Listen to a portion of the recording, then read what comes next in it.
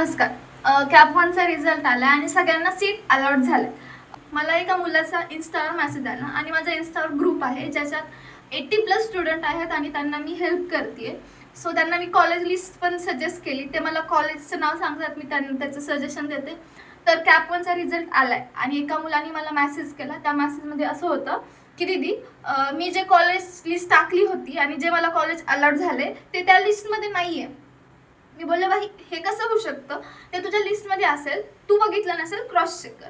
तर तो मला बोलतो नंतर की दीदी, हे कॉलेज माझ्या लिस्टमध्ये नाही आहे, पण मी ज्या कॅफेमधून फॉर्म भरला होता त्या कॅफेवालेकडून चुकीने हे कॉलेज लिस्टमध्ये गेलं.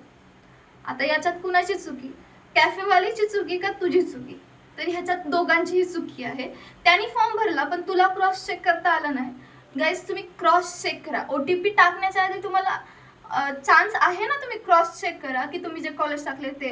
आणि त्या चुकीमुळे आज त्याला ते कॉलेज अलॉट झाले की ज्याचं नाव त्यांनी ऐकलं नाही आणि मी ऐकलं नाही. तर आता त्याला कॅप 2ला जावं लागतंय आणि कॅप 2ला जाण्यासाठी त्याला बेटरमेंटला 1000 फीस आहे. तो तिथे घालेल, पण जे चांगल्या प्रकारे तुम्हाला लिस्ट किंवा फॉर्म फिलिंग करून देतात तिथे तुम्हाला 100-200 जास्त घालायला अडचण येते. पण 1000 रुपये घालायला तुम्ही बिंदास घालता.